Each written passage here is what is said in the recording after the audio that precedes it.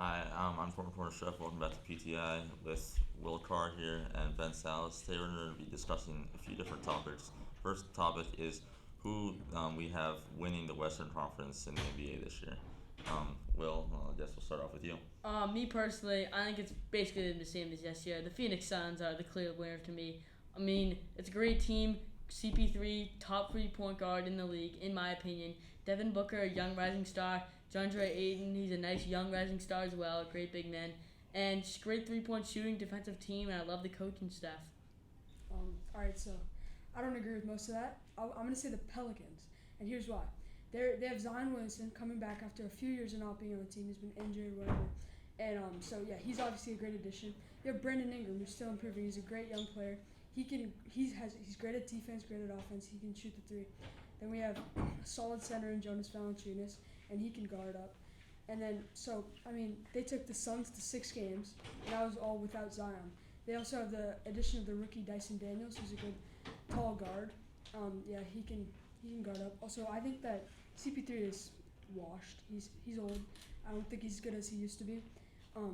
Our bench can also play well.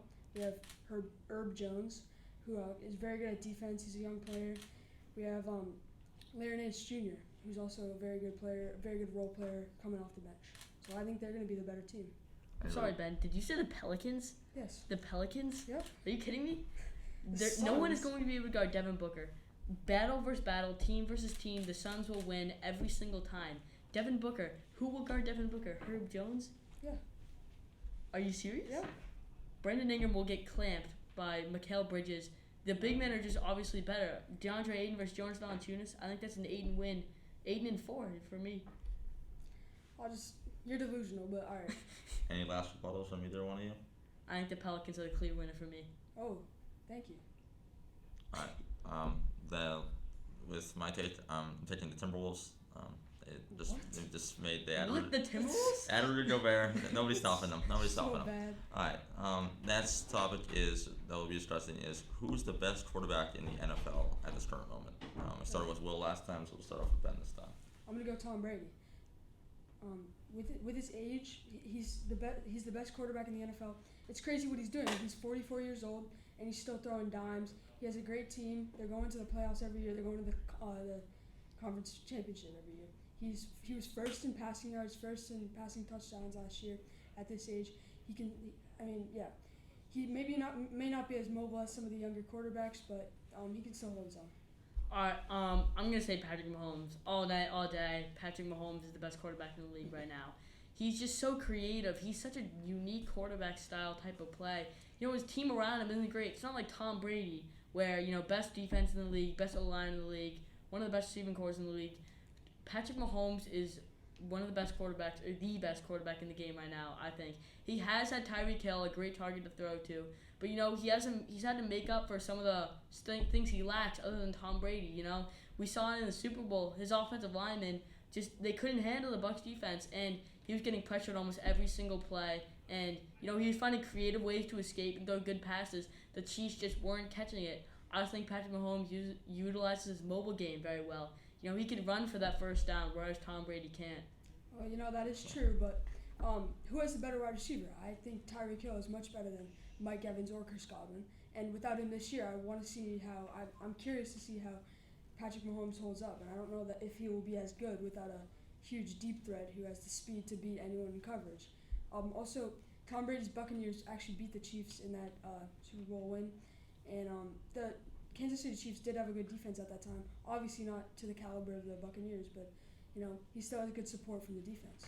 Well, I think you're right with that. That we will see how Patrick Mahomes does without Tyreek Hill. But he doesn't have that number 2 guy. He's had Travis Kelce, more of a tight end. He's a bigger target. Brady, he's had that second and third Scotty Miller, Chris Godwin type of receivers. And I also think I do know Brady has a lot more experience.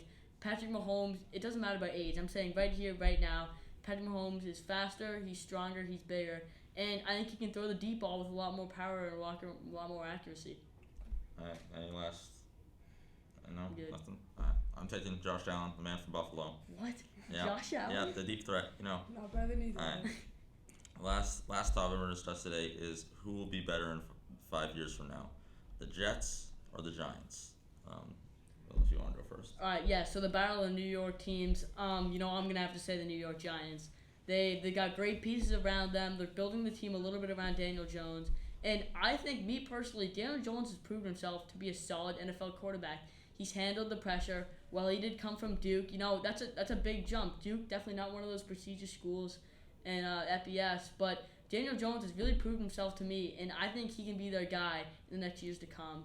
I also think Kayvon Thibodeau steal the draft. I mean, that's a great piece. That guy is going to be an all-star defensive lineman in years to come. Okay, I'm going to start off by saying Daniel Jones has not proven anything. He's thrown 15 plus picks every season. He hasn't gone to the playoffs any season. He's been last in the division most seasons. I don't think he has what it takes to be a good quarterback in the NFL. And although we did see Zach Wilson struggle in his rookie year, I think he has the potential to become better than Daniel Jones and the coaching staff to do so. He also has the weapons. He has Garrett Wilson, who was just drafted. He has Elijah Moore, who's young and who will be with the team for a while. And then he has Corey Davis. And then, so speaking of the young core, we have also Mekhi Becton, who's the offensive lineman who I think will be there for a while. And then on defense, they just drafted Sauce Gardner, the DB, who he's going to develop into a really good player. And with the way that the Jets have been drafting in the recent years, they have a chance to get a lot of new players that are young and that can help them to become a very good squad. Zach Wilson is the worst quarterback I have ever seen. Are you serious? I mean, that guy cannot throw it past 10 yards down the field if he wanted to. Coming from a Daniel Jones fan. Zach Wilson just is not the quarterback for the year. And Cormac, any last words? Well, me personally, I'm gonna take the Jets, and that was the last topic. And I'm Cormac, it's Will, it's Ben, and that's PTI.